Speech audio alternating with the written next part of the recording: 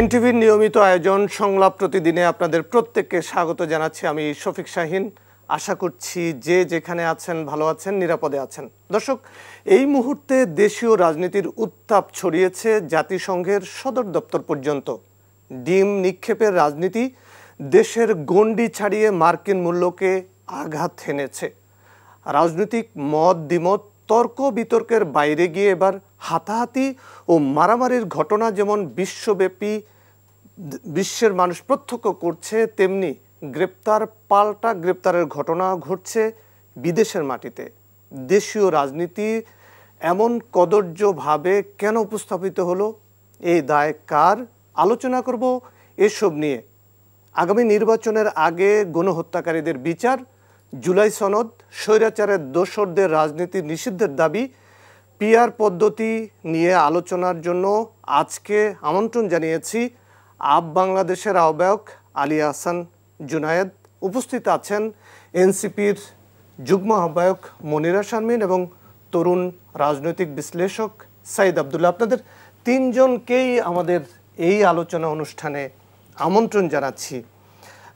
আপনারা দুইজন যদি অনুমতি দেন তাহলে আমি জুনায়েদকে দিয়ে শুরু করতে চাই যে মার্কিন মূল্যকে আসলে কি ঘটলো, এই ঘটনার জন্য আসলে বাংলাদেশ প্রস্তুত ছিল কিনা? প্রথমত ঘটনাটি তো অত্যন্ত নিন্দনীয় এই কারণে যে জুলাইয়ের একজন সম্মুখ সারির যোদ্ধা আক্তার হোসেনের উপর আঘাত হানা হয়েছে। সেখানে যারা রাজনৈতিক ব্যক্তিবর্গ ছিলেন তাদেরকে অপমান করা হয়েছে এবং তাসলিম জারাকে যেভাবে গালিগালাজ করা হয়েছে, আমার মনে হয় যে খুব সুস্থ মানুষ এই ধরনের গালিগালাজ শুনতে পারবেন না। তারপর তাদেরকে কিভাবে টার্ন করা হয়েছে জুলাই সন্ত্রাসী হিসেবে। এই যে আপনি মানে খেয়াল করুন যে দীর্ঘ 16 বছরের একটা ফেসিবাদ অবলোকন করার পরে বাংলাদেশের মানুষ যে গণ আন্দোলনে যুক্ত হলো, সেই গণ আন্দোলনকে একটা ষড়যন্ত্র মনে করা অথবা সেই গণ আন্দোলনের যোদ্ধাদেরকে সন্ত্রাসী হিসেবে চিহ্নিত করার যে ফেসিবাদী মানসিকতা, সেই মানসিকতা আবারও দেশ দেখলো। আসলে আওয়ামী লীগের কর্মীদের মধ্যে কোনো গিল্টি ফিলিংস, কোনো অনুশোচনাবোধ, কোনো অনুতাপ নেই, যে কারণে তারা নিউ ইয়র্কেও, যেখানে বাংলাদেশের পক্ষ থেকে প্রতিনিধিত্ব করতে যাচ্ছে জাতিসংঘে, আমরা মনে করি যে দেশকে প্রতিনিধিত্ব করতে যাচ্ছেন ওনারা, তাদেরকে এভাবে করে অপমান করে দেশের মানমর্যাদাকে লুণ্ঠিত করার একটা প্রচেষ্টাই তো চালালো আওয়ামী লীগ। তারা 16 বছর ধরে এই কাজটাই করেছে। এই দেশকে ভারতের কাছে বর্গা দিয়েছিল এবং ভারতের উপর নির্ভর করে 14, 18, 24-এর ইলেকশনের বৈধতা নিয়েছে। বাংলাদেশের জনগণের বৈধতা তাদের লাগে নাই।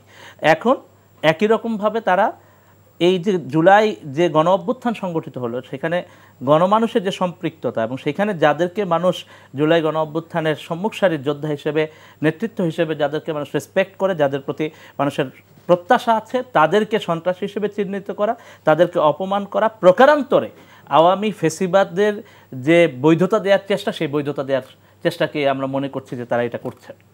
জি, বলছিলেন যে জুলাই যোদ্ধা আক্তার এবং তাসনিম যারা, তাদের উপরে হামলা হলো, তাদেরকে গালিগালাজ করা হলো এবং তাদেরকে জুলাই সন্ত্রাসী হিসেবে আখ্যায়িত করা হলো।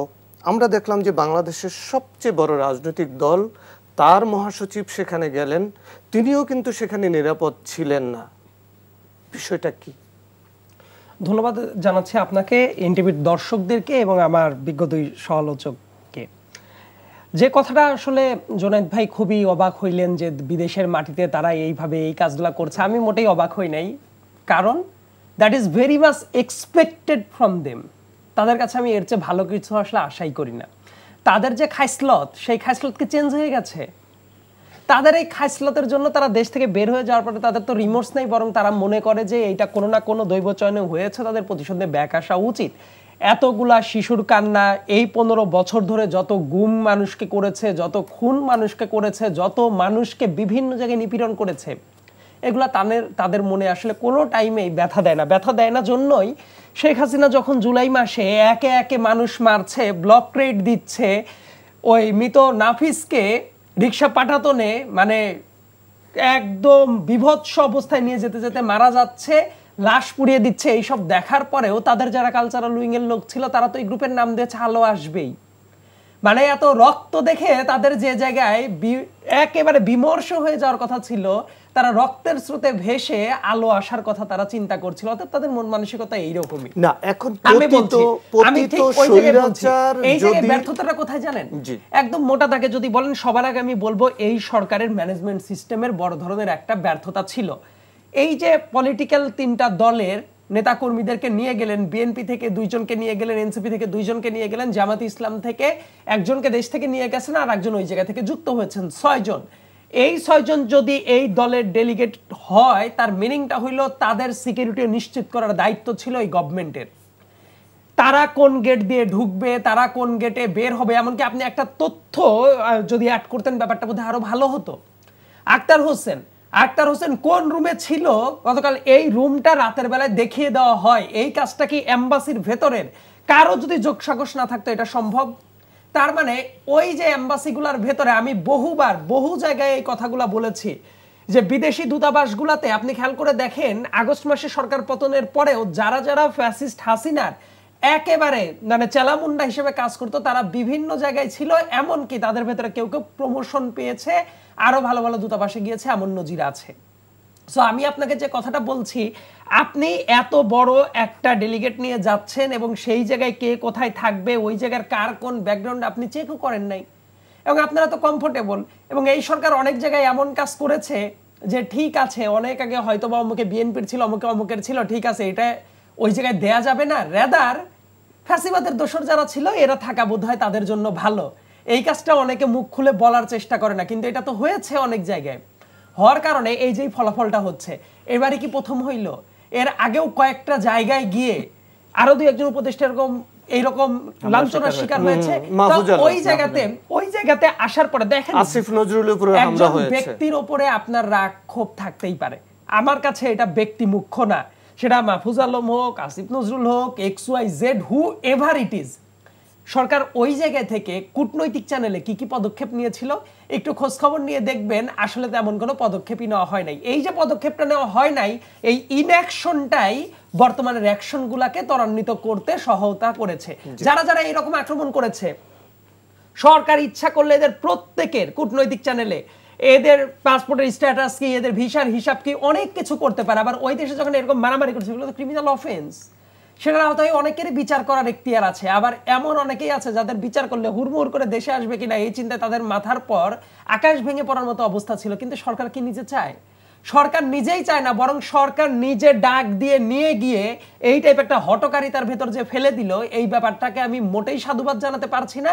At the same time just আর একটা কথা প্রাসঙ্গিক জন্যই বলছি, সরকার 3টা দলের 2 জন করে নিয়ে গেল কেন? তারাই বহরে তো 6টা দলের 6 জনকেও নিতে পারতো। যে সরকার কিভাবে ডিসাইড করলো যে এই 3টা দলই বাংলাদেশের একমাত্র 3টা প্রধানতম দল? এটাও তো একটা প্রশ্ন আসা উচিত। 2 জন করে নিয়ে গেলেন কেন? অন্যান্য দলের আরেকজন করে করে নিয়ে যেতে পারেন নাই? মানে আমি মাঝে মাঝে বলি যে এই সরকার, মানে এরা কি অনেক বেশি ইমোশনাল, নাকি অনেক বেশি পরিকল্পনাহীন, নাকি এরা কি করতে চায় নিজেও বুঝে না। আবার যাদেরকে নিয়ে গেল তাদের সম্মানটাও নিশ্চিত করতে পারলো না। কেন প্রফেসর ডক্টর মোহাম্মদ ইউনূস যাওয়ার পরে কি উনার পরে এই ধরনের হামলা করার সুযোগ পেয়েছে? যদি না পায় তাদেরও প্রিকশনস নিয়ে যাওয়ার দরকার ছিল। এবং যা যা হয়েছে আমি দেখতে চাই সামনের দিনগুলোতে কি কি অ্যাকশন নেয় আসার পরে। যদি অ্যাকশন নেয় আমি তাদেরকে সাধুবাদ জানাবো, আর যদি অ্যাকশন না নেয় তাহলে মনে করবো এই সরকার যেমন অন্য আরো অনেক জায়গায় আমরা ভালো মানুষ, এই এক্সকিউজ দিয়ে সরকার চলছে, নিজেদের হাজারটা ব্যর্থতা ঢাইলে বেড়ায় এরা, আমরা তো ভালো মানুষ। সো এই ভালো মানসিকতা দিয়ে যদি চলে, দোষ তো আমি অনেককেই দিতে পারি, কিন্তু ইনাদের যে ইনঅ্যাকশন ছিল সেই ব্যাপারটা পয়েন্ট আউট করা দরকার আছে। এরকম একটি নিষ্ক্রিয় সরকারের উচ্চ পর্যায়ের মানে সরকার প্রধানের সাথে রাজনৈতিক, বিশেষ করে আপনাদের দলের যিনি সেকেন্ড ইন কমান্ড সদস্য সচিব, তিনি কিভাবে গেলেন? ধন্যবাদ। যারা দেখছেন এনটিভির দর্শকবৃন্দ তাদের শুভেচ্ছা এবং আমার 2 জন সহ-আলোচককে শুভেচ্ছা। দেখেন, আসলে রাষ্ট্রীয় সফর সেহেতু রাষ্ট্রীয়ভাবে যেহেতু একটা দাওয়াত করা হয়েছে রাজনৈতিক দলের প্রতিনিধি হিসেবে, সেই জায়গা থেকে আক্তার হোসেন এবং পরবর্তীতে তাসনিম যারা যুক্ত হয়েছেন, তো যেহেতু রাষ্ট্রীয় দাওয়াত, সেটি তো আসলে প্রত্যাখ্যান করার কোনো সুযোগ সেরকম হয় না, এবং যেহেতু প্রধান উপদেষ্টা নিজেই নমিনেট করেছেন, সেই জায়গা থেকে তাকে সম্মান দেখিয়ে আমাদের আসলে এই সিদ্ধান্তটি নেওয়া যে আক্তার হোসেন যাবেন, এবং তাসনিম জাহরা পরবর্তীতে যুক্ত হয়েছেন এবং উনিও যাবেন। তো সেই জায়গা থেকে আসলে আমি মানে খুবই একমত পোষণ করছি। মোটামুটি সব বিষয়গুলোই বলা হয়ে গেছে যে এমন একটি, আমি যেটা আসলে গুরুত্বপূর্ণভাবে বলতে চাই যে এমন একটি সময় দেখেন এই ধরনের একটি ঘটনা ঘটলো, এবং আওয়ামী লীগের যারা লেসপেন্সার তারা এই ধরনের ঘটনা ঘটালো এমন একটি সময় যখন ৬৯টি ফোনালাপ অভ্যুত্থানের সময়কার আন্দোলনে বিভিন্নভাবে শেখ হাসিনা কিভাবে কমান্ড করছে, কিভাবে আসলে ছাত্রদের উপর হামলা করার বিষয়ে বলছে, এবং এই জুলাই আন্দোলনটাকে আসলে কিভাবে একদম ভুলণ্ঠিত করা যায় সেই বিষয়ে যেই ধরনের পরিকল্পনা, সেই পরিকল্পনাগুলো কিন্তু বলা হচ্ছিল, এবং এটি তো সারা বাংলাদেশের মানুষই শুনছে। সুতরাং আপনার বুঝতে হবে যে আওয়ামী লীগ আসলে কোনো রাজনৈতিক সংগঠন হিসেবে দেখলে আসলে আমাদের ভুল হবে। এটি একটি সন্ত্রাসী সংগঠন, এবং এটি যেহেতু একটি সন্ত্রাসী সংগঠন, এবং আপনি খেয়াল করে দেখবেন যে এই ডিম মারার সংস্কৃতি আসলে এটা কিন্তু প্রথম নয়।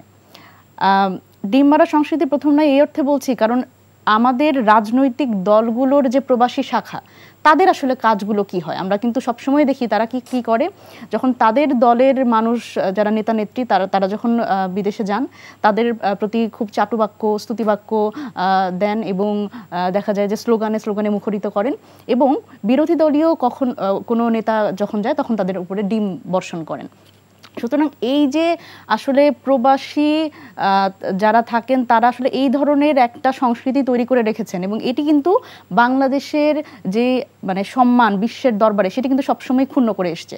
কিন্তু আলটিমেটলি কিন্তু আমরা এই সংস্কৃতিরও পরিবর্তন দেখিনি, এবং খুব গুরুত্বপূর্ণভাবে এইবার আমরা যে জিনিসটা দেখলাম সেটা হচ্ছে এই জুলাই, মানে তাদের আওয়ামী লীগের যারা লেসপেন্সার তাদের কিন্তু এই জুলাইয়ের উপর যে ক্ষোভ, দেখেন ওখানে তো আরও অনেক নেতৃত্ব ছিলেন, কিন্তু কেন আক্তার হোসেন, কেন তাসনিম জাহরা এবং মানে তাদের প্রতি ডিম নিক্ষেপ এবং তাদের গালিগালাজ করা একজন নারী নেত্রী, আপনি চিন্তা করে দেখেন যেই ধরনের কুরুচিপূর্ণ মন্তব্য তাকে করা হয়েছে সেটা একটা ট্রমা তৈরি করে। একে তো নারীদের জন্য রাজনীতি খুব সহজ না, আপনি নারীরা যখন কথা বলতে চায় সেই কমেন্ট বক্স আপনি পড়তে পারবেন না, সেই ভিডিওর নিচে যে কমেন্ট সেটা আপনি পড়তে পারবেন না। সুতরাং একেবারে প্রত্যক্ষভাবে যখন আসলে এই বিষয়গুলো তাদের সহ্য করতে হয়, এটি যে আসলে কি পরিমাণ একটা ট্রমার, এটি আসলে যারা ফেস করে তারাই বোঝে। সুতরাং এই ধরনের যে সংস্কৃতি এবং এই জুলাইয়ের উপর যে আওয়ামী লীগের ক্ষোভ, এবং খুব গুরুত্বপূর্ণভাবে জুনায়েদ ভাই যে কথাটি বললেন যে তাদের যে একটা অনুশোচনা নাই এত কিছুর পরেও, জুলাইয়ের সন্ত্রাসী বলছে বারবার করে, জুলাইয়ের সন্ত্রাসী, এবং সুতরাং তারা আসলে, আমরা আগে যে হীরক রাজার দেশে একটা সিনেমা দেখেছি সেখানে মস্তিষ্ক প্রক্ষালন কক্ষ বলে একটা বিষয় ছিল যেখানে মগজ ধুলাই হতো। আওয়ামী লীগ যারা করে আপনি দেখবেন তাদের আসলে মগজ ধোলাই করা, এবং এরা কখনো স্বাভাবিক জীবনে ফিরতে পারবে না, এবং এরা এই সন্ত্রাসী সংগঠন জুনায়েদের কাছে যাই। জুনায়েদ, আমরা ধরেন ওখানে আওয়ামী লীগের নেতাকর্মীরা তারা নিজেদের আবেগ থেকে তারা এ ধরনের অপরাধ কর্মকাণ্ডের সাথে জড়িত হয়েছে, কিন্তু আমরা দেখলাম আওয়ামী লীগের যেই কর্মীটি আক্তারকে ডিম নিক্ষেপ করলো এবং সে গ্রেপ্তার হলো, তারপরে মানে সে ছাড়া পাওয়ার পরে শেখ হাসিনা তাকে আবার অভিবাদন, তাকে ধন্যবাদ জানাচ্ছে। এটা কি আপনি একদম আপ টু বটম পর্যন্ত সবাই কি এরকম, কি মনে করছেন?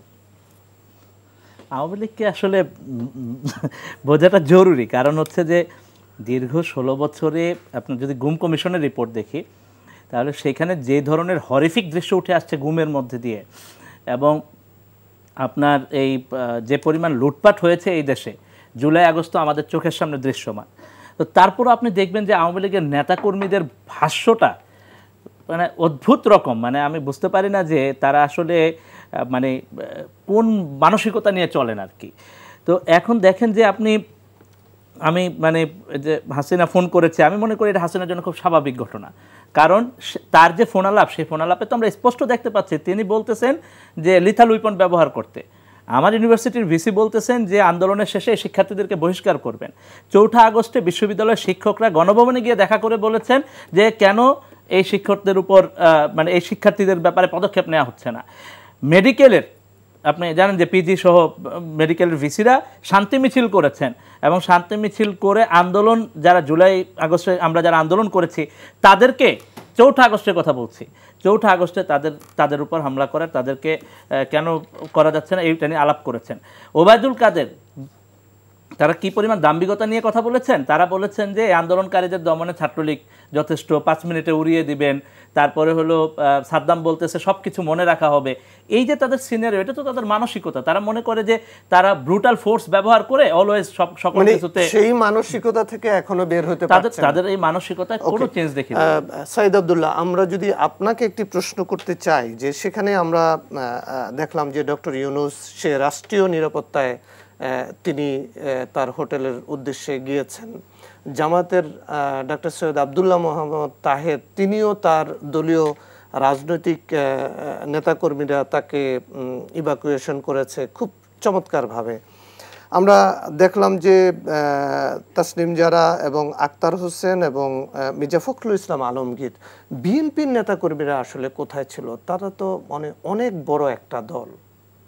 ওয়ান্ডারফুল। আপনি যখন এই প্রশ্নটা করলেন, তার মানে আপনি ধরেই রাখছেন যে রাষ্ট্রীয় সফরে নিয়ে যাবে প্রধান উপদেষ্টা এবং তার নিরাপত্তা দিতে হবে প্রাইভেট ইন্ডিভিজুয়ালদের। আপনি কি এটা বিশ্বাস করেন? না, আমি এটা বিশ্বাস করি না, কিন্তু আওয়ামী লীগ যদি উপস্থিত থাকতে পারে, একটা পতিত সরকারের এবং মানে রাজনীতি নিষিদ্ধ একটা দল যদি সেখানে সগর্বে যদি উপস্থিত থাকতে পারে, তাহলে বিএনপির নেতাকর্মীরা থাকলো না কেন? তার দলের মহাসচিব সেখানে গেল, থাকলো না কেন? এই প্রশ্নের আগে আপনি বোধহয় যে তাহলে দুইটা জিনিস একটু মিস করে গেছেন। কোন গেট দিয়ে তারা বের হচ্ছে, এই জায়গায় মিসকমিউনিকেশনের জায়গাটা ছিল। এন্ড এই ব্যাপারটা করা হয়েছে এমবাসির লোকদের মাধ্যমে। আপনি যদি এটা চেক করে নেন তাহলে আপনি এটা খুঁজে পাবেন যে তাদের যে জায়গায় থাকার কথা ছিল তারা ওই গেটে ছিল। 8 নম্বর গেট নিয়ে কিছুটা বিতর্ক ছিল এবং পরবর্তীতে কোন দিকে কি যাওয়া হয় এই কমিউনিকেশনটা ঠিকমতো করা হয় নাই। এবং বললেন না যে ছিল না, অবশ্যই ছিল, কিন্তু মিসকমিউনিকেশনের জন্য অন্য জায়গায় ছিল। কিন্তু আমি সামগ্রিকভাবেই এই প্রেক্ষাপটেই বিশ্বাস করি না যে দেশের সরকার ডেলিগেট হিসেবে নিয়ে গেছে, যাওয়ার পরে তাদের সিকিউরিটি দিতে হবে তাদের দেশের অন্যান্য লোকের, রাজনৈতিক দলদের। একটু আগে কিন্তু ওই ব্যাপারটাই আলোচনায় আসছিল। পৃথিবীর অন্য কোনো দেশের, ধরেন যে বাংলাদেশে আমেরিকান যারা থাকে, তাদের ভেতরে এসে দেখেছেন যে গুলশানের ভেতরে মারামারি করছে, যে ডেমোক্রেট আর রিপাবলিকান দুই দল এসে মারামারি করছে। আমি যেটা দেখতে চাই যে বাঙালিরা যারা আছে বিশ্বের বিভিন্ন দেশে, এই সব জায়গায় গিয়ে ওই Russian Awami League, Russian BNP, Russian NCP, Russian up Bangladesh, এইগুলা আসলে হয়তোবা আইডিওলজিক্যালি অনেকেই থাকতে পারে, মানুষের পলিটিক্যাল আইডিওলজি তো থাকবেই, কিন্তু এইটা নিয়ে সংগঠনের মতো করে রীতিমতো রাস্তাঘাটে শোডাউন করে বেড়াইতে হবে, এটার কোনো দরকার নাই। এটা করতে গিয়ে সম্ভবত ধরেন যে আমেরিকা এবং ইউরোপিয়ান দেশগুলোতে এই ধরনের হয় জন্যই বড় কোনো ধরনের অ্যাকশন হয় না। কিন্তু যেসব দেশে আমাদের ওই যে ম্যান পাওয়ার সাপ্লাই দেওয়া কেন্দ্রিক দেশগুলো হয়, সেই সব দেশে এই টাইপ সামান্যতম হট্টগোল হইলে আমাদের এই যে ম্যান পাওয়ার পাঠানোর যে জায়গাটা, সেই জায়গাটা যে অনেক দিনের জন্য বন্ধ হয়ে যাইতে পারে, এই ব্যাপারটাও মাথায় রাখা উচিত। একই সাথে ইউরোপের কয়েকটা দেশ থেকে অভিযোগ এসেছে প্রবাসী কল্যাণ মন্ত্রণালয়ে যে এই যে গিয়ে হুলস্থুল কাণ্ড করে, এই যে মারামারিটা করে বিভিন্ন জায়গাতে, এটার জন্য কিন্তু বাজে ধরনের ইম্প্যাক্ট পড়ে। সো আপনার যে প্রশ্নটাকে আমি প্র্যাকটিক্যালি অ্যাকসেপ্ট করছি যে ইয়েস, নিজ নিজ দলের লোক যাওয়ার পরে তাদেরকে প্রোটেক্ট করা উচিত। অ্যাজ ইফ আপনার নিজের কথাতেই বোঝা যাচ্ছে, তাহলে বাংলাদেশের ইন্টারিম গভর্নমেন্টের অবস্থা এতটাই লক্কর ঝক্কর। ওই যে ঢাকার 13 নম্বর যে একটা বাস চলতো, আমরা সবসময় বলতাম যে বাস চলে যাচ্ছে, পেছন থেকে বাসের স্টিল নাই, ইঞ্জিন দেখা যাচ্ছে, সবকিছু ওপেন। সো এই সরকারের অবস্থা তাহলে এইরকম, এটা আপনার প্রশ্নের মাধ্যমে বোঝা গেল। আর 2 নম্বর ব্যাপার হলো ওই জায়গায়ও মিসকমিউনিকেশন হয়েছিল।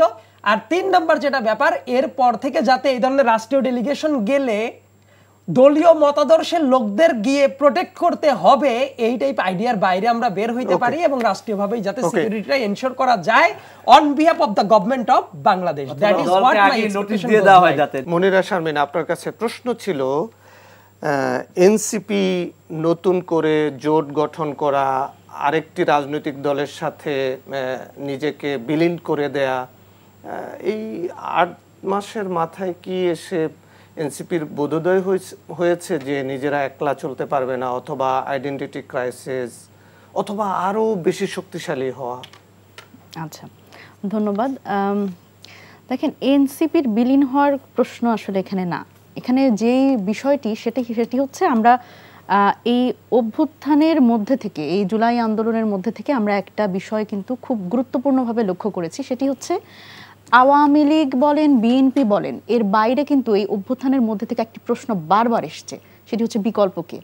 যদি আসলে বিকল্প থাকতোই তাহলে এই তরুণদের মাঠে নামতে হয় না, এই মানে ছাত্র জনতার অভ্যুত্থান হতে হয় না। সুতরাং এবং আপনি যদি দেখেন এই অভ্যুত্থানের মধ্যে থেকে এই প্রশ্ন যেরকম এসছে, আপনি বাংলাদেশের একেবারে আনাচে কানাচে দেয়ালে দেয়ালে কিন্তু বারবার এই কথাটি এসছে বিকল্পকে। সুতরাং আমরা দেখেছি যে এই আকাঙ্ক্ষাটি বাংলাদেশের মানুষের মধ্যে আছে, যে তরুণদের যে ফোর্সটা, তাদের ঐক্যবদ্ধ হওয়া এবং একটি তৃতীয় শক্তির উদ্ভব হওয়া, এটা বহুদিন ধরেই বাংলাদেশে প্রয়োজনীয়তা। এটা আমরা বিভিন্নভাবে বিভিন্ন জায়গা থেকে লক্ষ্য করছি এবং সেটি গণ অভ্যুত্থানের মাধ্যমে প্রকাশিত হয়েছে। সেই জায়গা থেকে আসলে এনসিপির পক্ষ থেকে আমরা যখন আলাপ আলোচনা করছিলাম যে এই বিএনপি, জামাত এবং এর বাইরে যে তরুণরা আছেন তাদের সাথে আসলে যুক্ততা, এক ধরনের যুক্ততা হতে পারে কিনা, এবং যুক্ততার তো আসলে পদ্ধতি নানান ধরনের হতে পারে। একীভূতকরণ একটি বিষয় এসেছিল, যদিও এনসিপি আসলে যেটা চায় সেটা হচ্ছে যে এনসিপি হিসেবেই থাকতে চায়, এবং এখানে কিন্তু তরুণদের জন্য এই সম্ভাবনা যে একসাথে হওয়ার সম্ভাবনা, এটি সবসময় আমাদের পক্ষ থেকে খোলা থাকবে। এই আহ্বানটা থাকবে যে যারাই আসলে নতুন রাজনীতির খোঁজ করছে, যেটি আসলে পুরনো রাজনীতির মধ্যে পাচ্ছে না, সেই জায়গা থেকে তরুণরা আসলে ঐক্যবদ্ধ হতে পারে কিনা। কারণ তরুণরা ঐক্যবদ্ধ হয়ে যখন একটি গণ অভ্যুত্থান ঘটাতে পেরেছে, আমরা বিশ্বাস করি যে কোনো আসলে এই আমাদের মধ্যে ধরেন গণ অধিকার পরিষদ যদি বলি, তারপরে আপ বাংলাদেশ যদি বলি, আমি যদি সায়েদ আবদুল্লাহর কথা বলি, এই মানুষগুলো কিন্তু আমরা যদি 2018 সালের কোটা সংস্কার আন্দোলনের কথা বলি, আমাদের কিন্তু বড় একটা একত্র হওয়ার জায়গা ছিল কোটা সংস্কার আন্দোলন, এবং এর আগে থেকে বা পরে থেকে কিন্তু আমাদের যে লড়াইটা, এই একটা প্রজন্মগত যে ফাইটটা, এটা কিন্তু আমাদের এক, এবং আমাদের চিন্তা ভাবনাও এক। আমরা যে গণতান্ত্রিক বাংলাদেশের কথা বলি, যে গুণগত পরিবর্তনের কথা বলি, আমরা যে সংস্কারের কথা বলি, যে বিচারের কথা বলি, এই কথাগুলো আপনি এই তরুণদের মধ্যে কিন্তু একটা ঐক্যবদ্ধতা পাবেন, যেটি কিন্তু পুরনো রাজনৈতিক দলের মধ্যে পাবেন না। এগুলো এটি আসলে আলোচনা পর্যায়ে আছে, এবং আমাদের পক্ষ থেকে যেটা বলা হচ্ছে যে তরুণ নেতৃত্ব, এমন না যে কোনো একটি দল বা কোনো বিশেষ দল তাদের আসলে পুরোপুরি আসতে হবে। আমরা বলছি যে যারাই আসলে আমাদের সাথে যুক্ত হতে চান, আমরা we are very open to that. Even আমরা তো চাই সায়েদ আবদুল্লাহ আমাদের সাথে আসুক, জুনায়েদ ভাইও আমাদের সাথে আসুক। মানে আমাদের আসলে এই জায়গাতে আমরা যেটা চাই যে তরুণদের যে আসলে আপনাদের সাথে ছিল, আপনারা যখন এনসিপি গঠন করেন তখন তারা ছুটে গেল কেন? তাদেরকে একটা ছাতার নিচে আপনারা রাখতে পারেননি কেন? না, এখন এসে আপনাদের কেন মনে হচ্ছে যে তাদেরকে আবার একত্রিত করা দরকার? আচ্ছা, এখন এসে মনে হচ্ছে বিষয়টি না। দেখেন, প্রত্যেকেই তো আপ বাংলাদেশ তো এখনো একটি রাজনৈতিক সংগঠন না, তো রাজনৈতিক হয়ে ওঠার যে প্রক্রিয়া ওনারা হয়তো সেইভাবে করে আগাতে চাচ্ছেন। এবং দেখেন, যখন আসলে এই তরুণদের মধ্যে কিন্তু আমি যেরকম ঐক্যবদ্ধতার কথা বললাম, তাদের চিন্তা ভাবনার আদর্শিক জায়গাটা তো ভিন্ন হতে পারে, কিন্তু আলটিমেটলি তো আমরা হচ্ছে যেই ফোকাসে কাজ করছি সেই ফোকাসটা তো এক। সেই জায়গা থেকে আলাপ হয়েছে এখন পর্যন্ত তো আসলে গণ অধিকারের সাথে আলাপ হয়েছে, এবং সেখানে যেহেতু নুরুল হক নূর উনি অসুস্থ এবং সিঙ্গাপুরে আছে, সুতরাং সেই আলোচনাটা এই মুহূর্তে পোস্টপোন আছে। ফরম্যাটটা কি হবে? ফরম্যাটটা আসলে প্রধান হবে, কে দ্বিতীয় প্রধান হবে?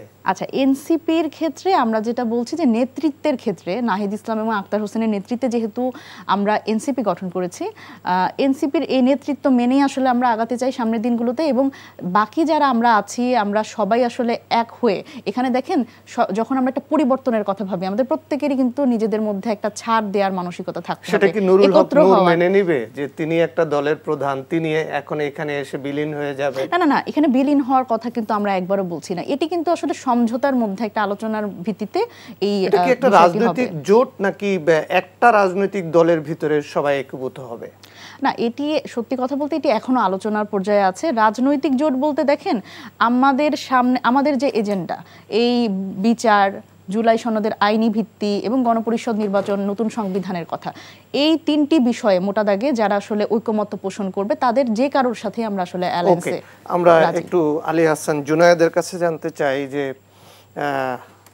আপনারা তো যখন এনসিপি গঠন হলো, আপনার নাম উচ্চারিত হলো বারবার, আপনি সহ আরো অনেকের, আপনারা সেই সময়টাতে থাকতে পারেননি কেন?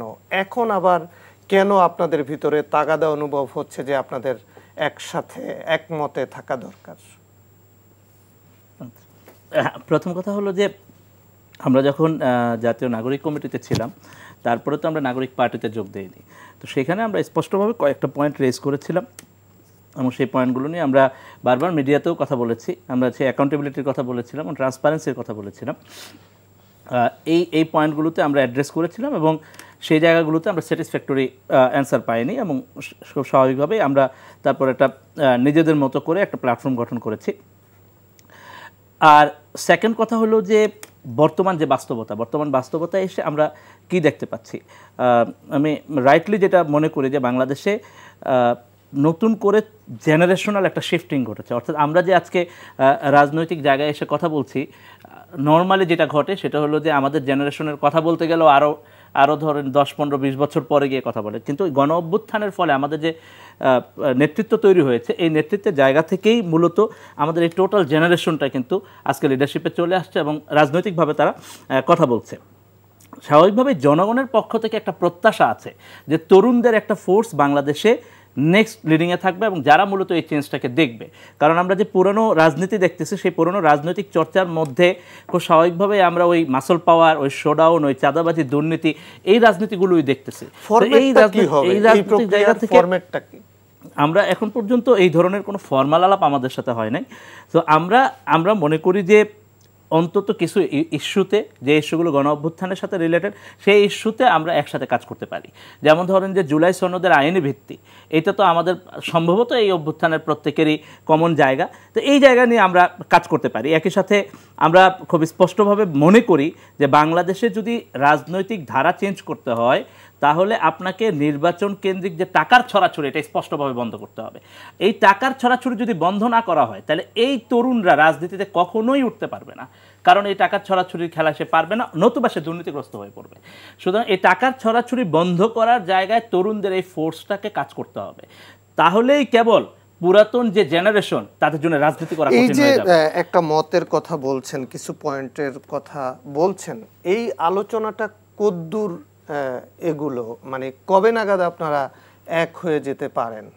এটা তো একটা কন্টিনিউয়াস আলাপ আলোচনার জায়গা। এখনো যেহেতু ফর্মাল কোনো ডিসকাশন হয় নাই সেহেতু এইটা মানে এখনো কোনো একটা প্রাতিষ্ঠানিক রূপ পায় নাই আর কি। জি, আমরা আপনার কাছে আবার ফিরবো। সাইদ আব্দুল্লাহ, আমরা দেখছি যে জামাতে ইসলামীর নেতৃত্বে ইসলামিক দলগুলোর একটা মোর্চা হচ্ছে, একটা কোয়ালিশন হচ্ছে, আলোচনা চলছে, আবার এনসিপির নেতৃত্বে তরুণ সমাজের আরেকটা মোর্চা হচ্ছে। অর্থাৎ এগুলি কি বিএনপির জন্য সহায়ক আগামী নির্বাচনের জন্য, নাকি বিএনপির জন্য একটা বড় চ্যালেঞ্জ, নাকি বিএনপির সাথে এরা একসাথে জুলাই আন্দোলন করলো, কি দূরত্ব তৈরি হচ্ছে? কি মনে করছেন আপনি? নাম্বার ওয়ান, ইলেকশনটাকে আমি অবশ্যই একটা কম্পিটিটিভ ফিল্ড হিসেবেই বিবেচনা করি। এখন আপনার কম্পিটিটর যে নিশ্চয়ই সে আপনার গ্রাউন্ডটাকে রেডি করে দিবে না, এটা তো এক্সপেক্ট করাটাও উচিত না।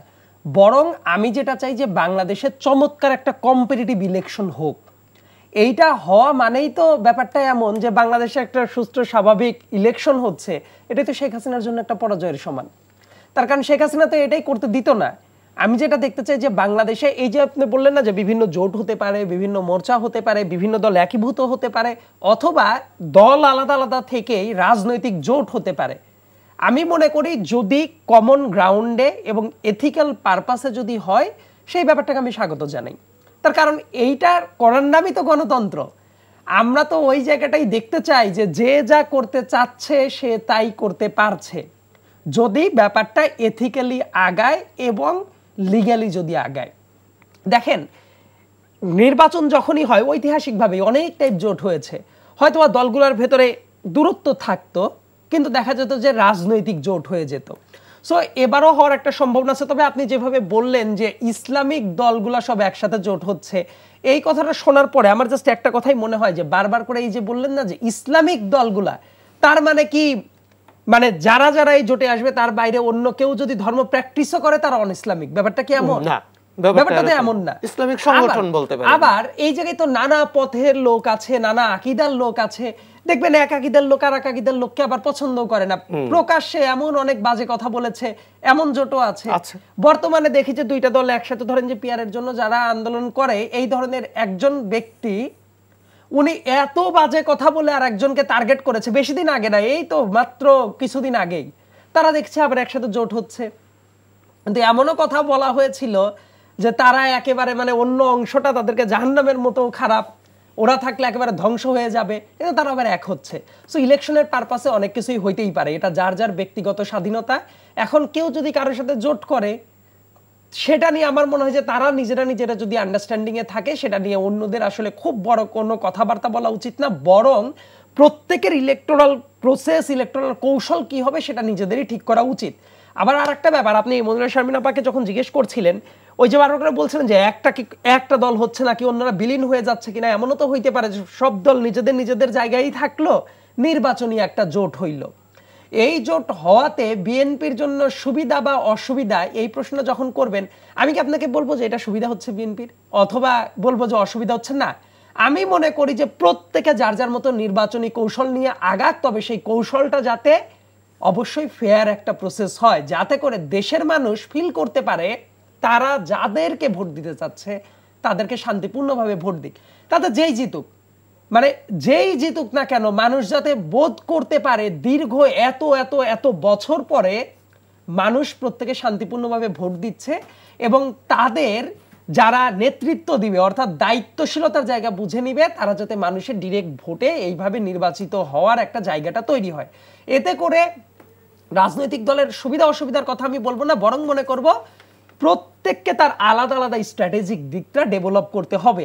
হইতে পারে যে গণ অধিকার পরিষদ, এনসিপি, আপ বাংলাদেশ অমুক তমুক একসাথে হচ্ছে, আবার মনে হতে পারে যে আপনি যেভাবে বললেন যে সব একসাথে হয়ে যাচ্ছে কিনা ধর্মভিত্তিক দলগুলা, আবার তো এটাও দেখা গেল পিআরের দাবিতে প্রথমে 8টা দলকে নিয়ে যখন বলা হইল যে আমরা কালেকটিভ কর্মসূচি দিচ্ছি, দিন শেষে 3টা টিকলো, বাদ বাকিগুলা টিকলো না।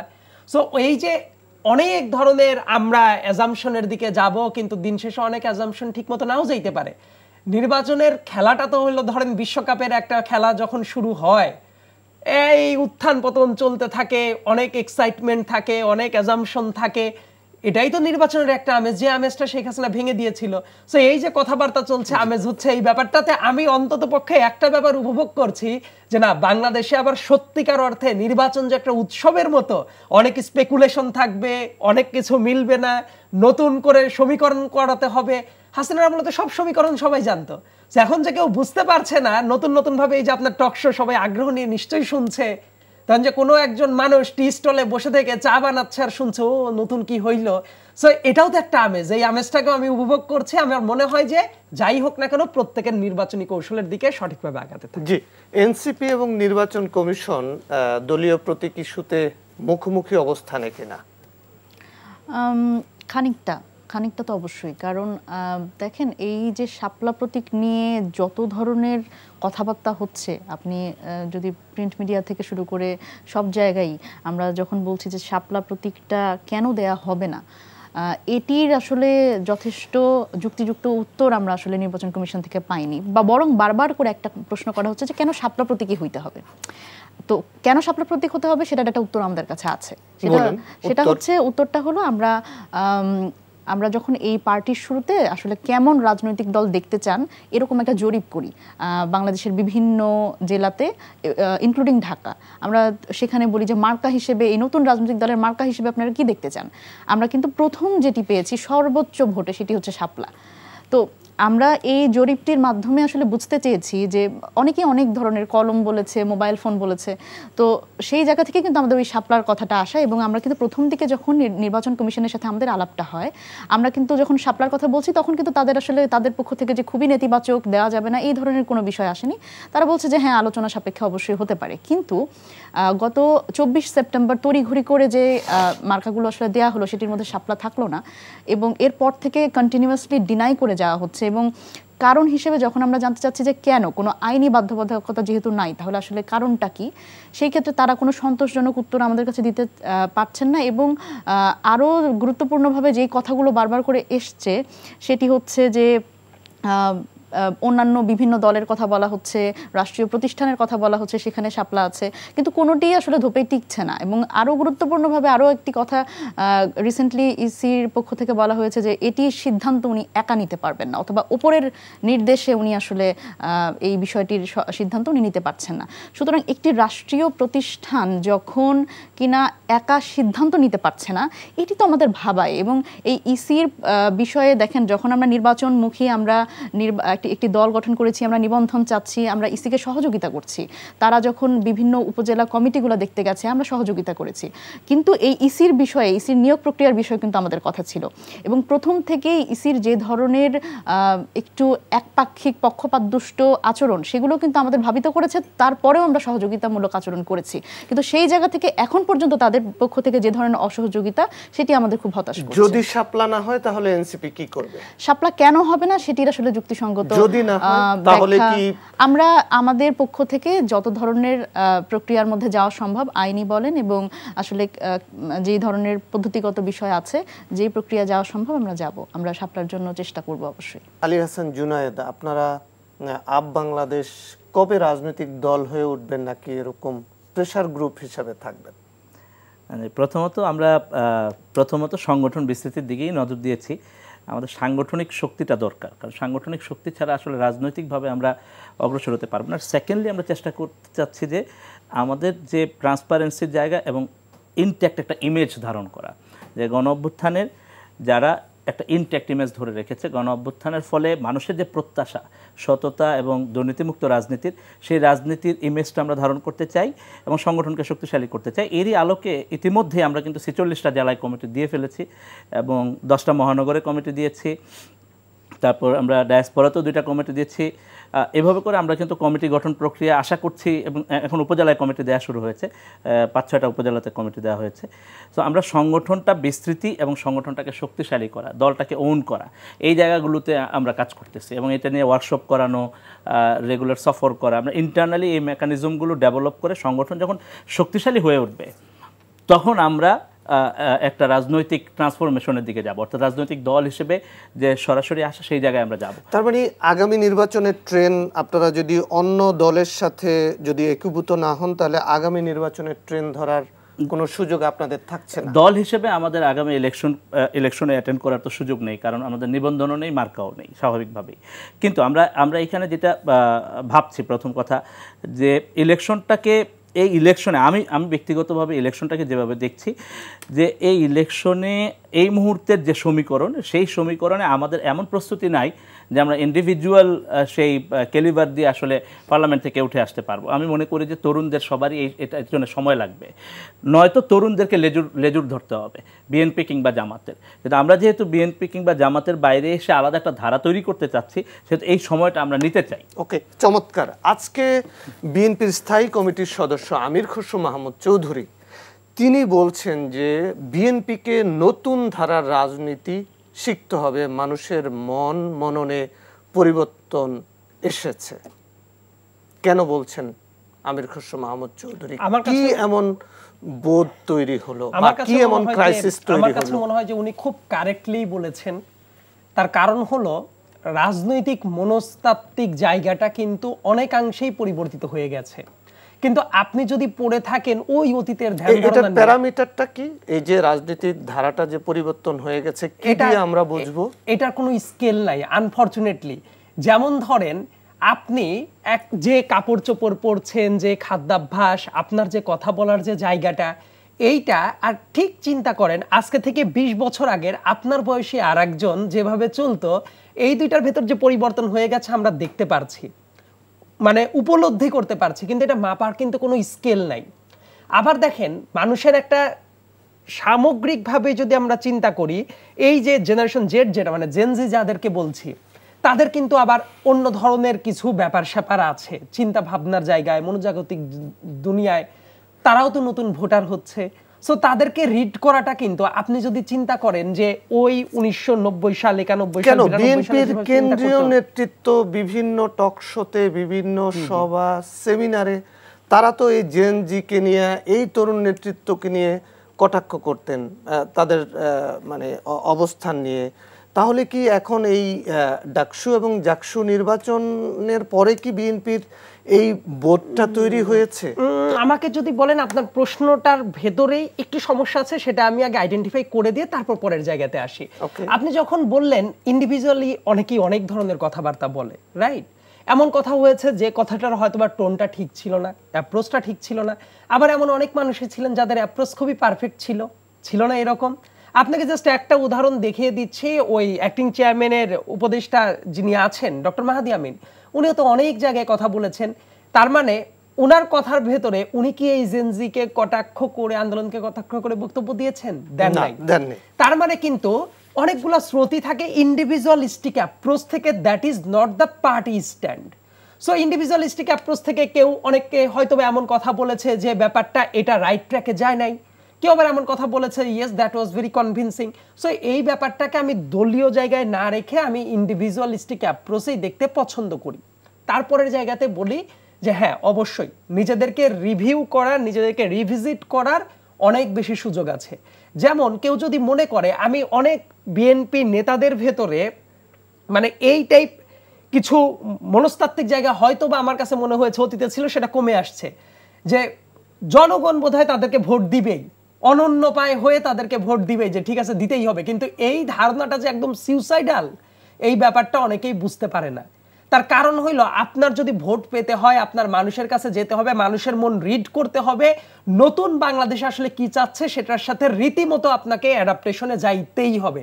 আপনি যদি মনে করেন যে ভোট দিতে হবে, এবং দীর্ঘদিন ধরে জনাব তারেক রহমান সাহেব এই কথাটা বলে আসছেন, এমনকি উনি তো কিন্তু এটাও বলেছেন যে সামনের ইলেকশনটা সবচেয়ে কঠিন ইলেকশন হবে। উনি এটা বারবারই বলছেন। কি হচ্ছে দেখেন, ধরেন যে আপনার হাতের 5টা আঙ্গুল বা আমার হাতের 5টা আঙ্গুল তো সমান না।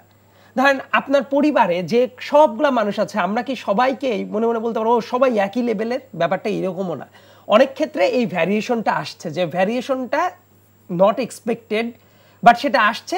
এই ব্যাপারটাকে কিভাবে রিভিউ করে কোন কোন জায়গায় ত্রুটি আছে কিভাবে যত দ্রুত সামলে নেওয়া যাবে সেটা ততই মঙ্গল। এটা কিন্তু আমি শুধু পার্টি স্ট্রাকচারের কথা বলছি না, একটা সুন্দর বাংলাদেশের জন্যই এটা জরুরি। আমি শুধু বিএনপির কথাই বলি না, সেটা জামাতের জন্য। জামাতেরও অনেকেই অনেকটাই মন্তব্য করে না, যে মন্তব্যগুলো উচিত না। যেমন ওই যে শাড়ি নিয়ে কালকেই একটা মন্তব্য শুনলাম, এই মন্তব্যটাও তো জেনজির ভাষায় খুব একটা মানে লজিক্যাল ভাবে যাচ্ছে না। আবার এনসিপিরও ধরেন যে নাসিরউদ্দিন পাটোয়ারি সাহেব যে ধরনের মাঝে মাঝে মন্তব্য করে ফেলেন, সেটাও তো আসলে একই লাইনে যায় না। সো এইটাই ব্যাপার প্রত্যেকটা জায়গাতেই আছে। তবে আমার কাছে যেটা মনে হয় যে বড় দল হিসেবে বিএনপির দায়টা আরও বেশি নেওয়া উচিত, বিএনপির আরও বেশি সচেতন হওয়াটার দরকার আছে। তার কারণ হইল সামনের দিনের বাংলাদেশকে যদি ঠিক রাখতে হয়, রাজনৈতিক দল এক্সিস্টিং যারা যারা আছে তাদের কিন্তু বেসিক কিছু জায়গায় একমত থাকতেই হবে। এবং সেই বেসিক জায়গায় একমত হওয়ার পাশাপাশি মানুষ আসলে কি চায় জানেন? যে আপনি মুখস্থ বক্তব্য দিচ্ছেন, পলিটিক্যাল রেটোরিকের অনেক মানে ফর্দ নিয়ে আসছেন, এইটা না। মানুষ দেখতে চায় যে সামনের দিনে কি পাবে। মানুষ দেখতে চায় আমার শিক্ষা খাতে সামনে আমি কি কি পাবো, হেলথ খাতে আমি কি কি পাবো, এমপ্লয়মেন্ট খাতে আমরা কি কি পাবো। মানুষ আসলে এটা দেখতে চায়। মানুষ দেখতে চায় কোনো একটা জায়গায় গেলে পুলিশ দিয়ে বা অন্য কোনো আইন শৃঙ্খলা বাহিনী গিয়ে তাকে হেনস্থা করবে না। মানুষ দেখতে চায় তার ন্যূনতম যে মানবিক অধিকারগুলো আছে তারা সেটা পাবে, তার যে কোথাও চাঁদাবাজি সহ্য করতে হবে না, অন্যের পেছনে তার সবসময় তোষামোদি করতে হবে না। মানুষ যেটা দেখতে চায় যে এই বাংলাদেশটা হবে এমন একটা বাংলাদেশ যে বাংলাদেশে আপনার অন্ন, বস্ত্র, বাসস্থান, শিক্ষা, চিকিৎসা এবং ন্যূনতম মানবিক মর্যাদা প্রত্যেকটা নাগরিকই পাচ্ছে। কোর্টে গিয়ে মানুষের ন্যায় বিচারটা মানুষ পাচ্ছে। কোথাও গিয়ে পলিটিক্যাল পাওয়ারের জন্য কারো যাতে বৈষম্যের শিকার না হতে হয়। এই জেনারেশন আর একটা জিনিস জানতে চায় যে রাজনীতি করে মানুষ আসলে কি পায়। দেখবেন যে খুব ভুল কিছু ধারণা আছে, ক্ষমতার চেয়ারে যাইতে চাই। আমি ব্যক্তিগতভাবে মনে করি যে না, মানুষ ভোট পেলে মানুষ যেটা হইতে পারে দায়িত্বের চেয়ারে যাইতে পারে। দায়িত্ব আর ক্ষমতা যে পার্থক্য আছে, এই যে ছোট্ট ছোট্ট পার্থক্য, এই পার্থক্যটা অনেকেই বুঝে না। আবার অনেকেই এমন অধ্যত্বপূর্ণ মন্তব্য করে ফেলে যেটা অন্যকে কটাক্ষ করার জায়গাটা হয়। আমরা না আসলে একটা কনস্ট্রাকটিভ রাজনীতি দেখতে চাই। সো এই জায়গাগুলো যারা ফলো করতে পারছে না তাদের অবশ্যই উচিত নিজেদেরকে রিভিউ করা, মানুষের কাছে পৌঁছানো, মানুষ কি চায় সেই বোধ বুদ্ধিটা নিজেদের ভিতরে নিয়ে আসা। তার কারণ কি, সবাই মিলে তো আমরা একটা ভালো বাংলাদেশই দেখতে চাই। সো নিজেদের যেসব জায়গায় ত্রুটি থাকবে সেই ত্রুটিগুলোকে অ্যাডমিট করে এবং অ্যাডমিট করে ওই জায়গা থেকে স্বল্পতম সময়ের ভেতরে বের হয়ে আসাটা। কারণ ভুল স্বীকার করাটা কোনো পাপের কিছু না, কিন্তু ভুলটাকে কন্টিনিউ করা একটা পাপ। এবং আপনি যদি শুদ্ধ হন তাহলে তো বাংলাদেশটাই শুদ্ধ হবে। এবং এই জায়গাটা প্রত্যেকটা রাজনৈতিক দলেরই এই চেষ্টাটা থাকতে হবে, সেটা বিএনপি, জামাত, এনসিপি এবং যারা প্রেসার গ্রুপ হিসেবে আছে তাদের প্রত্যেকেরই। এবং সব মিলিয়ে আমরা একটা সুন্দর বাংলাদেশটা পেতে চাই। জি, মনিরা শারমিন, আপনাদের পার্টির বয়স 7 মাসের কিছু, আপনারা আপনাদের প্রতিযোগী রাজনৈতিক দলের বিরুদ্ধে নানা অভিযোগ করেন। আপনাদের এই স্বল্প বয়সের যে রাজনৈতিক দল, এই সংগঠনের অনেক নেতার বিরুদ্ধে কিন্তু ইতিমধ্যে অনেক অভিযোগ এসছে, বহিষ্কার করা হয়েছে। তারপর সর্বশেষ আমরা দেখলাম যে বৈষম্য বিরোধী ছাত্র আন্দোলনের একজন যুগ্ম আহ্বায়ক উত্তরার ঘটনায় যে মামুনুর রশিদ, তাকে তিনি নিখোঁজ ছিলেন। তার এই নিখোঁজ রহস্যের পেছনেও এনসিপি যুব শক্তির দিকে সন্দেহের তীর কারো কারো। দেখেন, সন্দেহের তীর যদি বলেন তাহলে আমার মনে হয় যে এটি যুব শক্তির পক্ষ থেকে একটা প্রেস রিলিজ এবং তারা সংবাদ সম্মেলনের মাধ্যমে তারা তাদের অবস্থান পরিষ্কার করেছে। আর আরেকটা বিষয় আমি যদি বলি সেটা হচ্ছে এনসিপির এই যে আপনি বলেন যে 7 মাস বয়স, এই 7 মাস বয়সে এনসিপির আসলে অনেক প্রতিকূল পরিস্থিতির মধ্যে পড়তে হয়েছে। এই যে আপনি বলেন বৈষম্য বিরোধী ছাত্র আন্দোলনের একজনের কৃতকর্মের দায় এনসিপির নিতে হয়েছে। বাংলাদেশের যে কোনো কলেজের যে কোনো একজন ছাত্রের মানে অপকর্মের দায় এনসিপির নিতে হয়েছে। সরকারের যে কোনো হ্যাঁ না সরকারের শুধু সেটা না, মানে যেহেতু বৈষম্য বিরোধী ছাত্র আন্দোলন ছিল এবং বৈষম্য বিরোধী ছাত্র আন্দোলনের যদি বলি যে একেবারে পোস্টার কিছু ফেস, তাদের একাংশ হচ্ছে এনসিপিতে আছে, সেই জন্য আসলে এনসিপির উপরে এই দায়টা অনেক বেশি। এবং আরও একটা গুরুত্বপূর্ণ ব্যাপার হচ্ছে সেই অভ্যুত্থানের যে নেতৃত্বদানকারী যেই কয়েকজনকে মানুষ চেনে তাদের 2 জন এখনো সরকারে, তো সুতরাং সরকারের যে ব্যর্থতার দায় সেটিও কিন্তু এনসিপির উপরে আছে।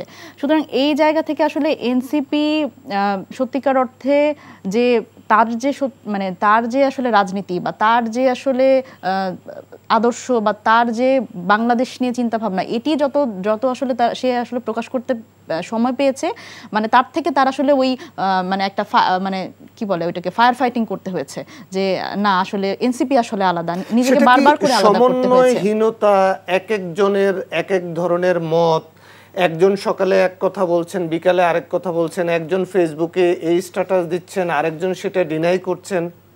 হ্যাঁ, এটি তো অবশ্যই, মানে দেখেন, যখন আমি একেবারে যদি বলি যে আমাদের যেহেতু তরুণ নেতৃত্ব এবং সবারই কিন্তু আসলে সাংগঠনিক বা রাজনৈতিক যে বড় ধরনের একটা মানে রাজনৈতিক সংগঠন আকারে এস্টাবলিশড হওয়ার সেই ধরনের কোনো এক্সপিরিয়েন্স নাই, এটা একটা হতে পারে।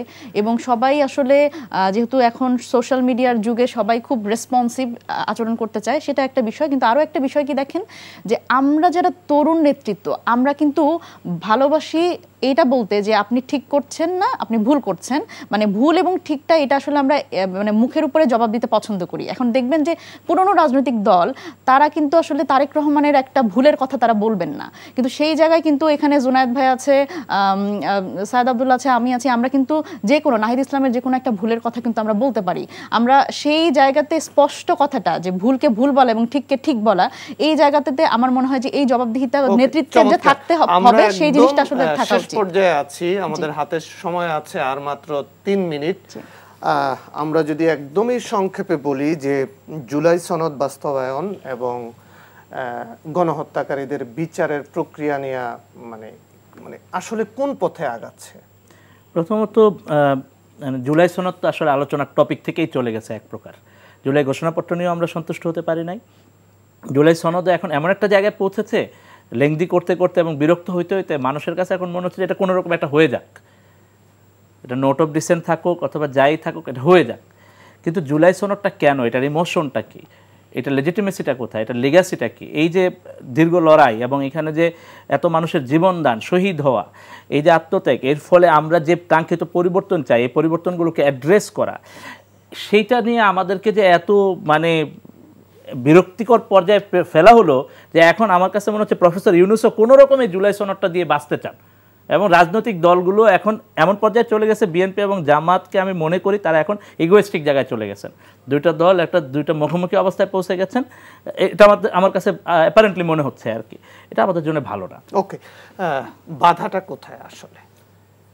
বাধাটার চেয়ে আমি অনেক বেশি আশাবাদী হতে চাই এই কারণে, কারণ অনেকগুলো রাজনৈতিক দল মিলে অনেকটুকু প্রোগ্রেস হয়ে গেছে, কিন্তু আমরা ওই প্রোগ্রেসগুলোর দিকে না তাকিয়ে নেতিবাচক জায়গাগুলোর দিকে বেশি ফোকাস করছি এবং কিছু বিভ্রান্ত লোকের পাল্লায় পড়ে এমন অনেক চক্রটা চলে গেছে, যেসব প্রোগ্রেসটা হয়েছে সেগুলোর ইমপ্লিমেন্টেশন প্ল্যানটা কি হবে, মূলত আলোচনাটা কিন্তু ওই জায়গাতে গিয়ে থেমে গেছে। তবে আমি যেটা মনে করি সামনের দিনে এই প্ল্যানগুলা যেগুলো নোট অফ ডিসেন্ট আছে, with due respect to that note of dissent, অনেকগুলা ইমপ্লিমেন্টেশন করতেই হবে। এবং কেউ যদি মনে করে যে এই জায়গায় যা যা আমরা প্রমিস করছি সামনের বাংলাদেশে এটা করা যাবে না, না করলে কে কি করবে, ইলেক্টেড হয়ে আসলেই তো হয়, আমার মনে হয় যে ব্যাপারটা তো সহজ হবে না। সো এই জায়গাটা আইনি যেসব ব্যাপার স্যাপার আছে, যেমন এইটা সুপ্রা কনস্টিটিউশনাল জিনিস হবে নাকি অ্যাজ ইট ইজ যেটা আছে পরবর্তীতে আমরা একটা সবাই মিলে একটা চুক্তি করব এবং পরবর্তীতে পার্লামেন্টে গিয়ে পাশ করব, এই টাইপ একটা জায়গায় গিয়ে যেহেতু আটকে আছে, এই জায়গাটার সমাধান খুবই সম্ভব। কিন্তু সামনের দিনের যে বাংলাদেশটা হবে, এই যে কমিটমেন্টগুলো এগুলো করতেই হবে। আর না করলে উপায় খুব সিম্পল আছে, জনগণের সাথে প্রতারণা করলে কি ফলাফল হয় ইন দ্য মিন টাইম তার ফলাফল বাংলাদেশবাসী এখন জানে। সো এইটাকে দায়িত্বশীল ভূমিকা রেখে এক্সিকিউট করার যে দায়িত্বটা, সেটার দিকে নজরদারি করা উচিত। আবার আশাবাদী হওয়া উচিত, সব জায়গায় এত নৈরাশ্যবাদী হওয়ার কোনো কারণ নাই। তার কারণ হইলো যে অবস্থায় আছে অনেক কিছু খুবই ভালো প্রোগ্রেস হয়ে গেছে, জাস্ট ফাইনাল একটা ব্লোর পরেই আমার মনে হয় যে একটা ভালো দিকে আমরা কোন জায়গায় থেমে আছে। ধরেন ছোট ছোট 10টা পয়েন্টে একমত হলাম, কিন্তু বেসিক যে 2-3টা পয়েন্টে একমত না হলে ওই 10টা পয়েন্টে একমত হওয়ার কোনো মানে নেই। বিষয়টা কি ওই পর্যায়ে, নাকি না সাইদ আব্দুল্লাহর মতো আশাবাদী অবস্থায় আছে বাংলাদেশ? না দেখেন, এই জায়গাটা আমি একটু এভাবে ব্যাখ্যা করতে চাই, একদম সংক্ষেপে বলবেন, আমরা শেষ পর্যায়ে আছি। জি, সেটা হচ্ছে যে জুলাই সনদের আইনি ভিত্তি হতে হবে, এই বিষয়ে আসলে আমাদের কোনো রাজনৈতিক দলের কোনো দ্বিমত থাকা উচিত না। প্রথমত এটা হচ্ছে 5 আগস্ট পরবর্তী এই জুলাইয়ের প্রতি কমিটমেন্ট হিসেবে। সেই জায়গাতে যারা আসলে এই আইনি ভিত্তির নিয়ে নানান ধরনের ধোঁয়াশা তৈরি করছে, আমি তাদেরকে সন্দেহ করি। এবং দেখেন, তারা আসলে এই চুক্তি আগে হতে হবে এবং আইনি ভিত্তি হলে যেই দলই ক্ষমতায় আসবে তাদের এটা ইমপ্লিমেন্ট করতেই হবে। এবং গুরুত্বপূর্ণভাবে আমি যদি বলি যে উচ্চকক্ষে পিআর একটা সংসদকে প্রতিনিধিত্বশীল করতে এবং সকল রাজনৈতিক দলের মানুষজন যাতে সেখানে প্রতিনিধিত্ব করতে পারে, জনগণের প্রতিনিধিত্ব করতে পারে, এইটি করতে হবে। এবং আরও গুরুত্বপূর্ণভাবে যেটিতে বিএনপি নোট অফ ডিসেন্ট দিয়েছে, আমি এটি নিয়ে খুবই হতাশ, সেটি হচ্ছে সাংবিধানিক এবং সংবিধিবদ্ধ প্রতিষ্ঠানগুলোর নিয়োগ কমিটি। এটা শুধুমাত্র ইসি নিয়ে তারা সম্মত হয়েছে, কিন্তু আসলে যে সাংবিধানিক প্রতিষ্ঠানগুলো সবগুলোই আসলে এই একটা ইন্ডিপেন্ডেন্ট নিয়োগ কমিটি হওয়া প্রয়োজন। এটি বাংলাদেশের গণতান্ত্রিক বাংলাদেশের জন্য, সুন্দর বাংলাদেশের জন্য। এবং আমি মনে করি যে এইটি নির্বাচিত সরকারের কোর্টে আসলে দেওয়ার মতো বিষয় না। অন্তত এই সময়ে আমাদের এই বিষয়ে আমরা যদি সকল রাজনৈতিক দলগুলো ঐকমত্যে আসতে পারি, এটি বাংলাদেশের জন্য ভালো। এবং এই আমরা যারা তরুণ, আমরাই আসলে সমর্থন দিব, যারা আসলে যদি আসলে এই ধরনের একটা ঐকমত্যে আমরা পৌঁছি, কিন্তু এটা করা উচিত। আমরা আমাদের শেষ বক্তব্য জুনায়েদের কাছ থেকে নিতে চাই যে জুলাই গণহত্যার বিচারটা আসলে নির্বাচনের আগে কি আমরা দেখতে পাবো কিনা, বা কদ্দূর দেখতে পাবো, যদি আপনি 1 মিনিটে বলেন। আমার যেটা গণহত্যার বিচারের প্রথম জায়গাটা, যেটা মামলাগুলো তো চলমান, সেখানে সময় লাগছে, ট্রাইব্যুনাল সংখ্যা বাড়ানো। এবং একটা ব্যাপার যেটা হচ্ছে, শেখ হাসিনার মামলাটা আমি নিজেও সাক্ষী দিয়েছি, সেখানে কিছুটা অগ্রসর হয়েছে, সেই মামলায় হয়তো আমরা অগ্রগতি দেখতে পাবো। কিন্তু অন্যান্য মামলাগুলো নিয়ে মানুষের মধ্যে তো একটা আশঙ্কা আছে যে রাজনৈতিক দলগুলো এসে ম্যানেজ হয়ে যাবে কিনা। সুতরাং এই জন্যই কিন্তু আশঙ্কার জায়গা, আমরা ট্রাস্ট করতে পারতেছি না। তো সেই জন্য এই বিচার প্রক্রিয়াগুলোকে আমরা মনে করি যে ইনভেস্টিগেশন শেষ করে একটা লেভেল পর্যন্ত এই গভর্নমেন্টকে দিয়ে দিতে হবে। জি, আপনাদের 3 জনকেই ধন্যবাদ, চমৎকার আলোচনা হয়েছে। দর্শক, আজকে আমরা এখানেই শেষ করব। আপনারা যে যেখানে আছেন ভালো থাকবেন, নিরাপদে থাকবেন।